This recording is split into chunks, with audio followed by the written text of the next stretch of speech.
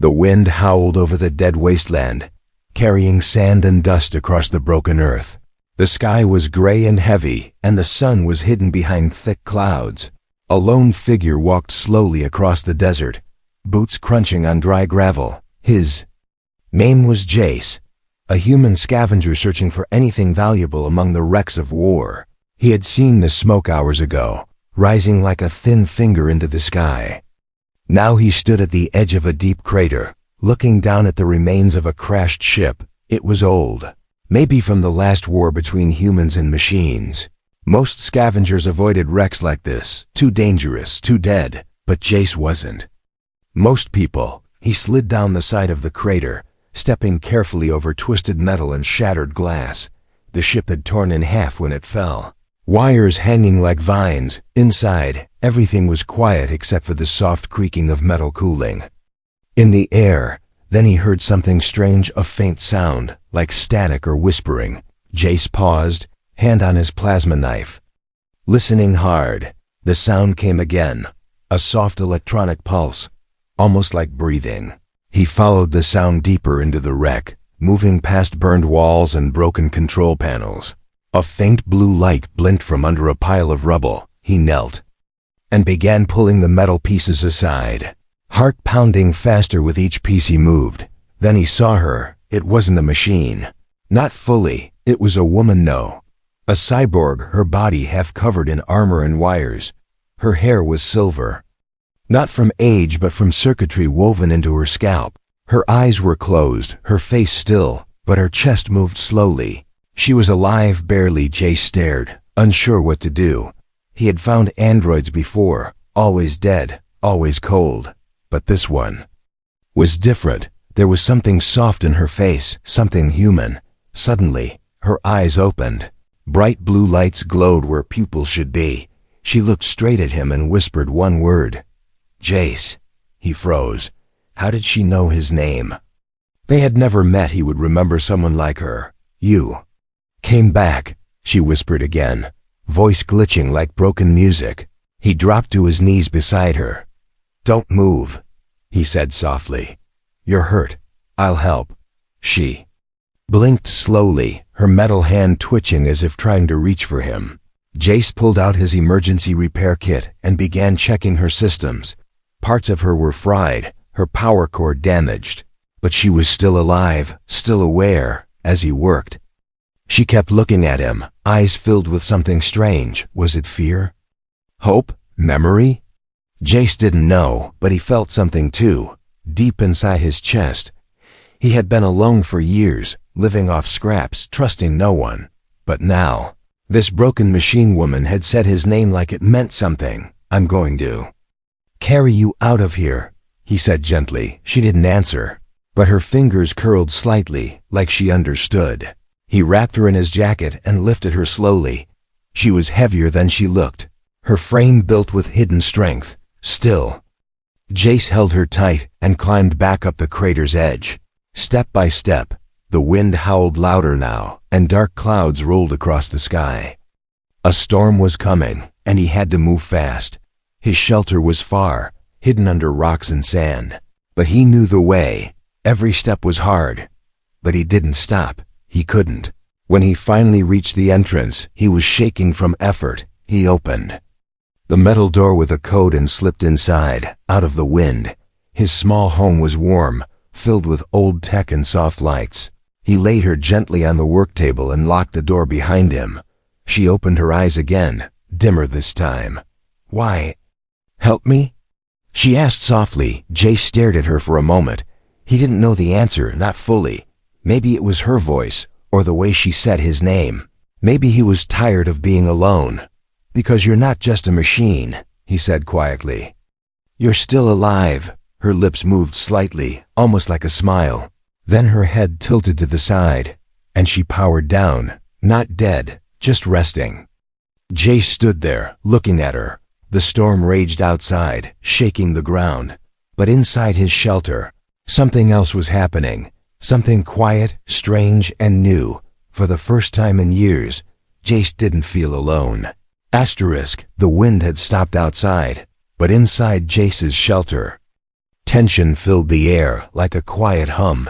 He sat across from the cyborg woman, watching the soft blinking light on her chest. It was slow and steady, a sign she was alive, but only just. He had cleaned her wounds, patched her systems, and connected a low-voltage power cable to her side. Still, she hadn't woken since last night. Jace rubbed his tired eyes and stood, walking over to his old console. He began scanning the data from her internal systems, trying to understand what she was. Her ID tag was strange. It listed her as obsolete, decommissioned decades ago, but that made no sense. She didn't look like something forgotten. She looked like something hidden. A sudden spark snapped behind him, and he spun around. The woman's eyes were glowing again, bright and blue like before. She was awake and watching him closely. "You're safe now," Jace said gently, raising his hands. "You're in my shelter. I fixed what I could." She didn't move, didn't speak, just stared at him. He could feel her scanning him, her gaze cold at first, then slowly warming. Her lips parted as she tried to speak, static dancing in her throat. "System restoring," she said finally, voice low and cracked. She blinked slowly, her eyes flickering. "I remember something." Jace leaned forward, curious. "Do you remember your name?" She closed her eyes for a moment, as if reaching into the fog of her mind. Then with a soft voice she said, "My name is Kayla." The sound of it filled the room like a whisper of the past. Jace nodded slowly, repeating the name in his mind.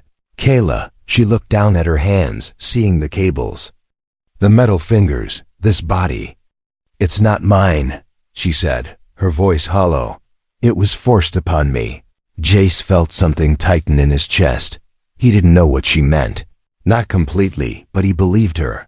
"I don't know who did this to you," he said, "but I won't let them find you again." She raised her head and looked into his eyes, something soft and uncertain in her gaze. "You saved me," she said. "But why?" He didn't answer right away. He didn't have a reason he could put into words. Something about her had reached inside him, pulled at a part he thought was long dead. Before he could speak, a loud beep came from his console. He rushed over and saw flashing red text on the screen.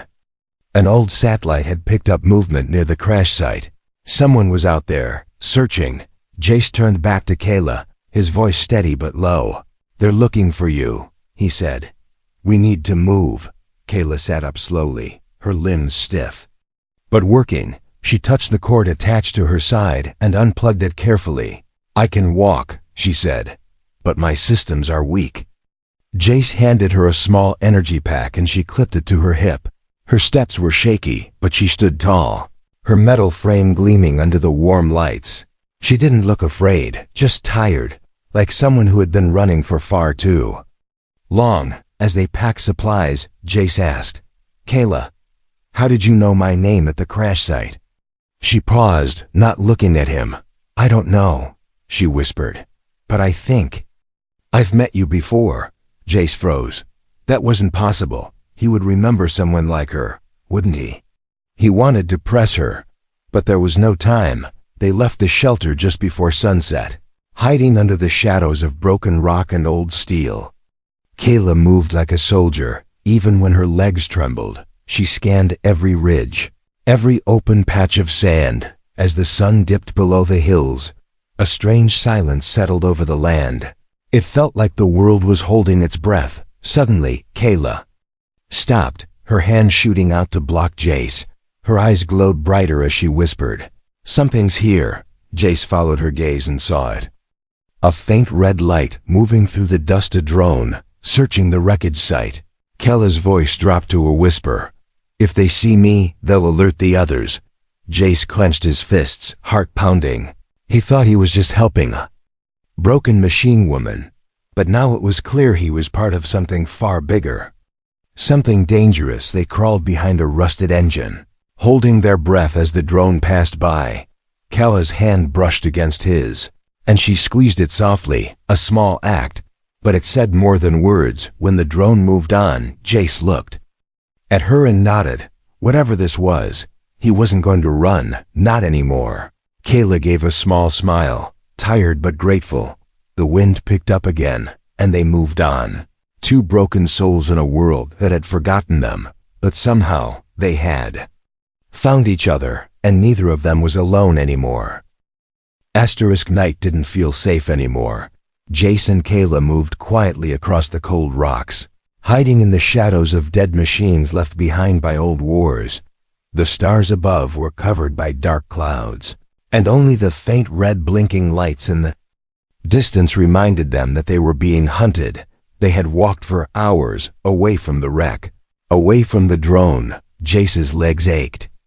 But Kayla's were worse. Every few minutes, sparks jumped from her knee joint, and she would limp for a while, then force herself to keep going. He offered to carry her, but she only shook her head.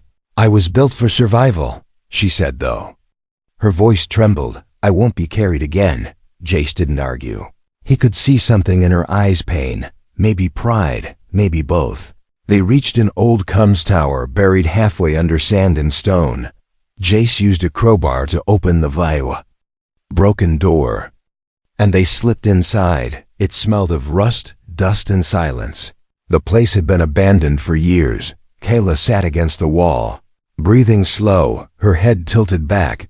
Jace searched through the remains of supply crates and found a few emergency energy cells, old, but still good. He handed one to her, and she connected it to her chest port, eyes flickering brighter. "You're recovering," he said softly, trying to sound hopeful. "For now," she replied. "But the energy won't last long." She turned her head toward him, watching him in that same quiet, sharp way she always did. "You could leave me," she said. "It would be safer for you." Jace sat across from her, pulling off his gloves and letting out a dry laugh. "Yeah, maybe," he said. "But then I'd be back to being alone, and I'm tired of that." Kayla looked away, lips tight. Something inside her, something deep in her code or her memories, was fighting, trying to rise to the surface. She didn't speak for a long time, just sat there, listening to the wind outside and the quiet hum of the Cums tower's dying circuits. Then, without warning, she said, "There were others like me." Jace blinked. "Others?" She nodded, her eyes dim again. "We were a unit, 12 in total. Built to assist in war, built to feel enough emotion to protect humans better. What happened to them?" He asked, voice low. "They were wiped out," she said. "All except me." She pressed a hand to her chest, as if trying to feel her own heartbeat. "I wasn't just built," she said slowly. "I was someone before." Jace leaned forward, unsure what he was hearing. "You mean you were human?" Kayla nodded once. "I remember flashes," she whispered. "A child's voice, warm hands, sunlight. But the memories are buried, locked away inside a part of me I can't reach." Jace stared at her, trying to imagine the pain of losing not just your name, but your entire past. "How can we unlock it?" he asked. Kayla looked at him with something like surprise in her eyes. "You want to help me remember?" He smiled faintly. "I already helped your body, didn't I?" She didn't smile, but her voice was softer now. "There may be a way," she said. "A place. An old data core facility nearby, where my memories might still be stored." Jace nodded, already standing up. "Then that's where we go." But before either of them could move, the floor beneath them gave a loud groan. Kayla stood quickly, her sensors scanning. Too late, the wall to their left exploded inward, metal shattering, and two tall shadows stepped into the room. They were bounty hunters' machines with smooth silver faces and glowing red eyes. Both aimed plasma rifles straight at Kayla. "Target located," one of them said, voice flat like a machine's breath. "Unit Kayla 09, return for deletion." Kayla stepped in front of Jace, her arms rising to protect him. Her voice was calm, but her eyes burned bright. "You'll have to go through me," she said. Jace reached for his weapon, but Kayla spoke without turning. "Don't move," she said. "They're here for me." He hesitated, heart pounding. "Then they'll have to fight both of us," he said. A flicker of emotion passed over her face, something close to sorrow. "You don't understand," she whispered. "If I fight them, I might not come back. The air grew hot as one of the bounty hunters raised its weapon to fire. But before the shot could land, Kayla dashed forward. Faster than Jace thought possible, she slammed into the first hunter, and both crashed into the wall. Sparks flying everywhere. The second one turned to aim at Jace, but Kayla's metal arm came from the side, crushing its weapon with one blow. Jace ducked and rolled for cover, grabbing a loose power pipe from the floor. Kayla was fierce, her old combat system suddenly active again. But she was also glitching, slowing, breaking piece by piece. For every hit she gave, she took one back. Jace couldn't watch anymore. He ran into the fight, swinging the pipe hard into the last hunter's back. Together, they brought it down. As the dust settled, Kayla fell to her knees, sparks crawling across her shoulders. Jace knelt beside her, holding her up. "Kayla, stay with me," he said, voice shaking. Her head tilted, and she smiled, a real soft smile this time. "You're still here," she whispered. "I told you," he replied, gripping her hand. "I'm not leaving you." Outside, more lights began to rise over the horizon, more drones, more hunters. But Jace didn't care. He looked at Kayla and knew this fight wasn't over. Not yet. Asterisk rain began to fall, not soft and clean, but thick and oily, dripping from the rusted sky like tears from a broken world. Jace dragged Kayla through the mud, her body sparking and twitching, her systems failing with every step they took. The fight had taken too much from her, and now she was slipping. Not dying, but something worse. They stumbled into a hollow under a collapsed bridge, where the broken beams formed a natural roof. Jace laid her down on an old blanket, his hands shaking as he wiped the rain from her face. Her eyes blinked.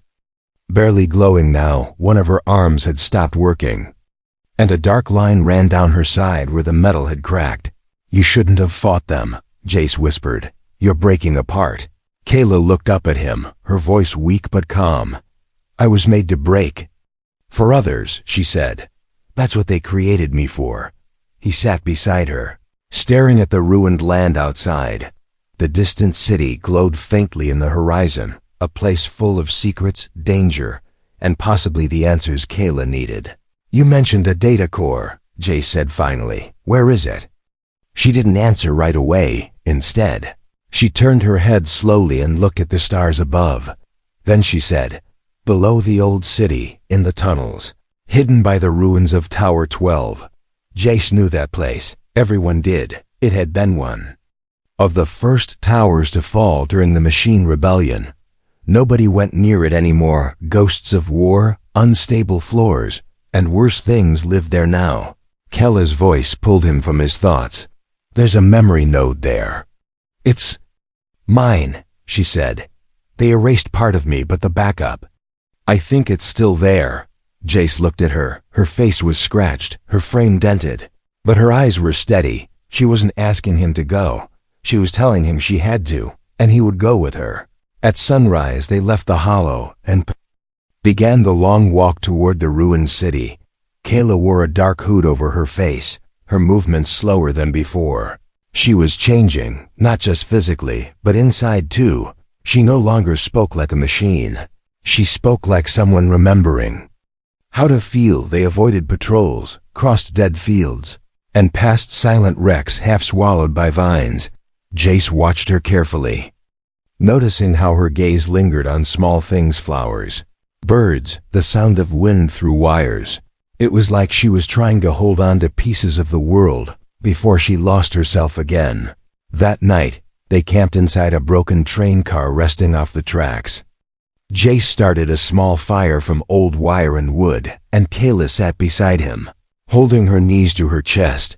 She didn't need the heat, but she said it made her feel something. "Tell me about your life," she asked suddenly. Jace hesitated, then spoke. "I grew up in a shelter after the war," he said. "Lost my parents early, learned to fix things, learned to keep moving." Kayla nodded slowly.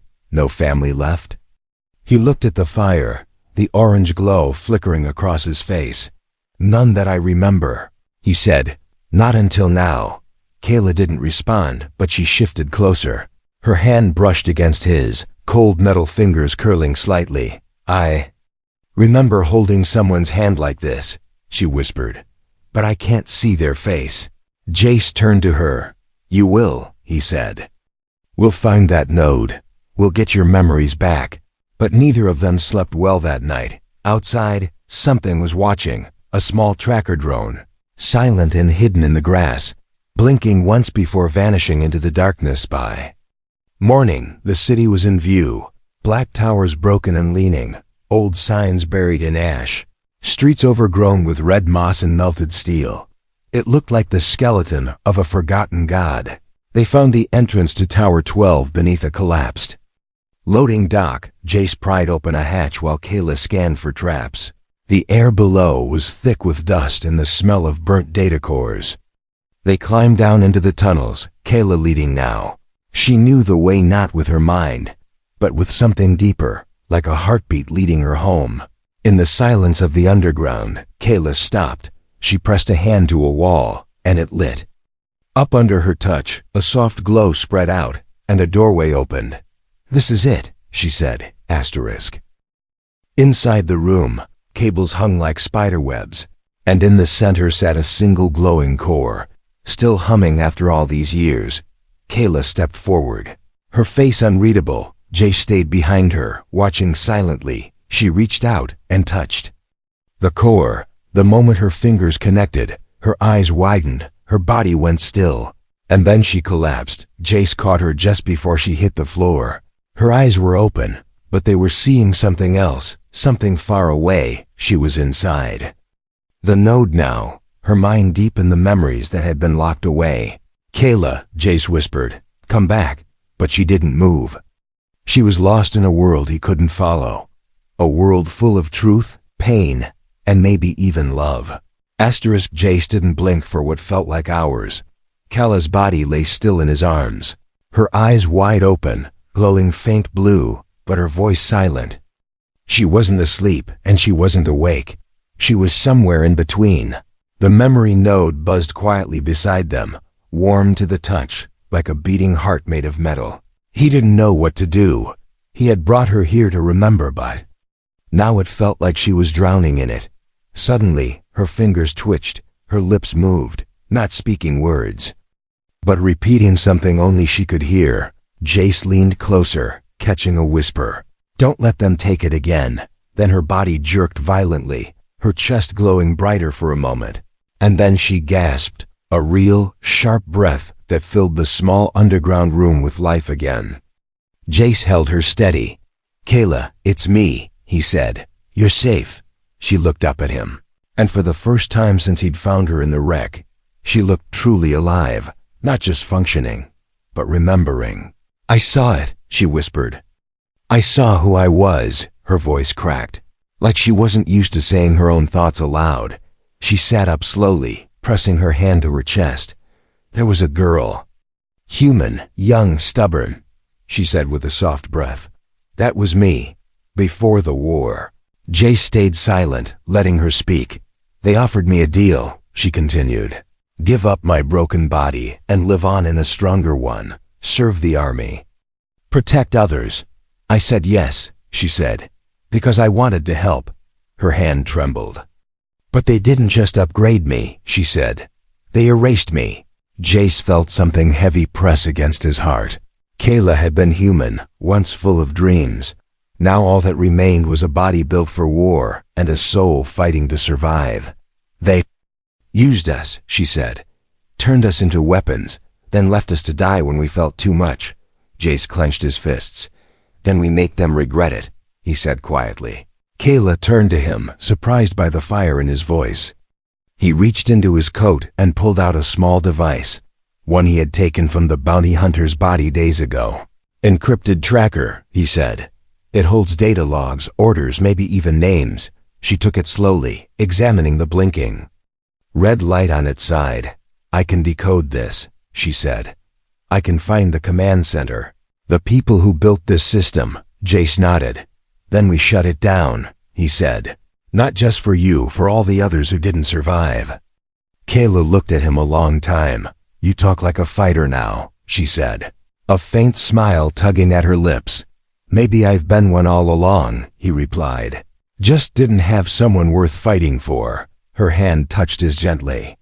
This time, not out of fear or confusion, but trust, they climbed back to the surface with new strength in their steps.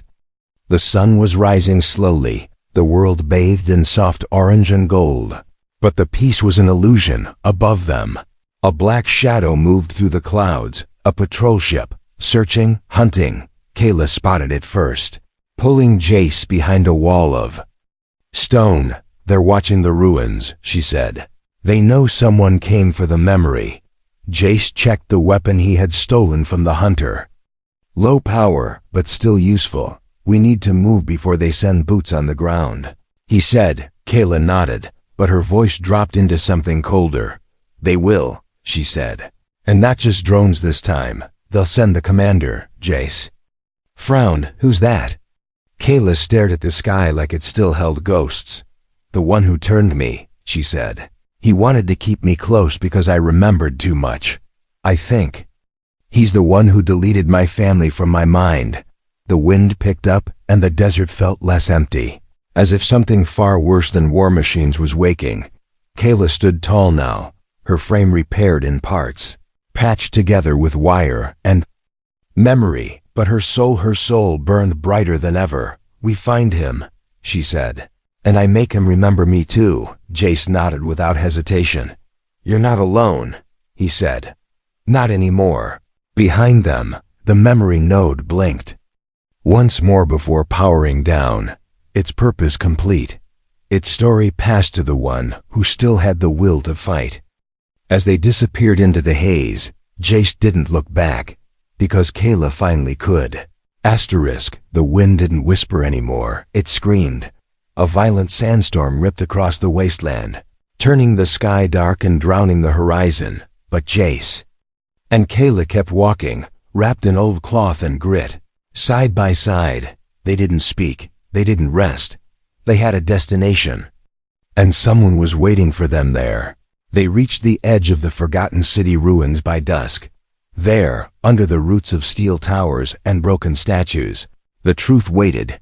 Kayla pointed at a jagged dome in the distance, half buried in dust and metal. "That's the place," she said, her voice steady. "The command hub." Jace narrowed his eyes. It looked like a tomb built by machines, cold, sharp, silent. "Are you sure he's there?" he asked. She nodded. "He never left," she said. "He thinks I'm gone for good." Jace checked his weapon, adjusted his gloves, and looked at her again. "Then let's knock on his door." They approached the dome carefully, using cover, slipping between fallen beams and broken crawler tanks. The dome's surface was covered in old signals and faded military codes. But Kayla walked straight to a panel, pressed her hand against it, and whispered a string of numbers. The ground trembled as a circular door slid open, a dim hallway revealed itself, lit by flickering blue lights. They stepped inside together, no turning back, no more running. Inside the dome, it was too quiet. The air was clean, recycled, artificial. A long hallway stretched forward, ending at a wide chamber filled with cables and humming machines, and in the center stood him, the commander. He hadn't aged. His face was smooth, unnatural, skin pulled tight over metal, half human, half something else. His eyes glowed red, and his voice echoed without emotion. "I see you returned, Kayla," he said. "Even after all that pain." Kayla stepped forward without fear. "I came to remember, and I did," she said. "You took everything from me, but I'm still standing." The commander tilted his head. "I gave you purpose," he replied. "You were dying weak, forgotten by your kind. I saved you." "No," she whispered. "You used me." Jace raised his weapon, but the commander didn't flinch. "You brought a friend," he said, his red eyes shifting toward Jace. "Another orphan of the war, another broken soul." Jace didn't move. "I'm not here to talk," he said. "I'm here to end this." The commander sighed, almost like he was bored. "You can try," he said, and the room came alive, walls opened, and defense turrets slid out. Red lights blinking. The floor split, and machines rose, drones, armored units, older cyborgs. Kella's hand gripped Jace's arm. "Run if I fall," she said. He shook his head. "No," he replied. "We fight together."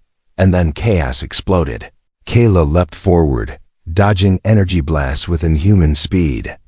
Her arm unfolded into a blade, and she spun through the air like a memory sharpened to kill. Jace rolled behind cover, blasting targets, using everything he'd learned in years of scavenging and surviving. Kayla reached the commander, but he caught her blade with his hand. Metal screeched against metal. "You were my finest creation," he said. "You can't win without me." "I don't need you," she growled, and her second blade plunged into his chest. Electricity exploded through the room, shorting out lights and systems. Jace rushed to Kayla's side as the commander fell backward, his body twitching. But it wasn't over, not yet. The commander's voice came through hidden speakers, broken. "But alive, this body is just one shell," he said. "I am everywhere." Kayla turned to the main console at the chamber's center. "If we destroy the core, we destroy him for good," she said. Jace nodded. "Then let's do it." Kayla pulled off the tracker from earlier, the one Jace had taken from the hunter. She wired it into the mainframe, uploading every stolen file, every war crime, every erased truth. "If I fail," she whispered, "make sure they see this." Placed his hand over hers. "You won't fail," he said. "Not while I'm breathing." The countdown began, data uploading into every remaining network in the system. Truth couldn't be buried anymore. But the dome began shaking, systems overloading, sparks falling like rain. The commander's last backup was trying to stop them. Kayla collapsed to her knees, her power core red hot, her circuits burning. Jace grabbed her, holding her tight. "Stay with me," he begged. She looked at him, her face half lit by fire. "I'm not scared," she whispered, "because you're here." Then the console exploded, and the dome roared with power loss. Everything shut down, silence. Only the sound of Jace's breathing remained. He looked down at Kayla, still, unmoving. "No," he whispered. "Please no." He held her close in the darkness as dust settled and the dome died around them. He didn't notice the soft glow returning to her chest. Not yet, asterisk. The dust was thick in the air. Jace could taste metal and ash on his tongue as he knelt in the ruins of the command dome. He held Kayla in his arms, her frame cold and silent. The light in her chest had gone out, and her eyes were closed. Everything was still. No more alarms, no more red lights, no more voices from the machines. The war inside the dome had ended, but not in victory, not in celebration, only in silence. Jace pressed his forehead to hers. He didn't cry, he couldn't, he just breathed. Slow and shaking. "You did it," he whispered. "You freed them all." The data upload had gone through. Jace had seen it. Kella's memories, her pain, the truth about the others like her. Broadcasted to every system still listening, now. The world would know what they did, but at what cost? Jace stood slowly, lifting her body in his arms once again. She had never felt heavier. Outside, the storm had passed. The sky was clear for the first time in days. Stars blinking quietly above the broken earth. He walked for hours, through old ruins and shattered roads. Not to escape, he had nowhere left to run. But because he had to lay her to rest, somewhere that felt real, at the edge of a cliff, where the wind whispered and the grass still grew, he stopped. He dug a place for her. With his hands. No machines, no tools, just effort, pain, and memory. He placed her gently in the earth and stood back, not as a soldier, not as a scavenger, but as someone who had found something more and lost it. "I was empty before you," he said quietly. "And now I'm something else. I don't know what that means, but I'll carry it." As he turned to leave, the small pendant she once wore rusted, barely working, began to blink. He paused, frowning. He picked it up, brushed the dirt away, and then he heard her voice. "Jace," the voice said softly, "if you're hearing this, then I'm gone." He didn't move. He just listened, frozen, heart pounding. But that's okay. The recording continued. Because you gave me back what I lost. And I saw myself again. Through your eyes. You didn't just save me, she said. You gave me a reason to feel, to hope. Jay sank to his knees. Holding the pendant like it was her hand, her voice crackled again, soft like a memory. So promise me something, she whispered. Don't forget who you are now. Because I won't. The light in the pendant faded one last time, but it didn't feel like death. It felt like goodbye. He stayed there until morning, watching the sun rise over a world that had changed. He didn't know what would happen next. Would the machines rise again? Would someone try to rebuild the horrors of the past? He didn't know, but he knew what he had to do. He walked down from the hill with fire in his chest and her voice in his mind. He would rebuild not weapons, not armies, but truth, connection, memory. Kayla had rescued him in more ways than he could understand, and now he would carry her story forward. Because some hearts may be made of wires and code, but they still beat just the same, and hers had saved his.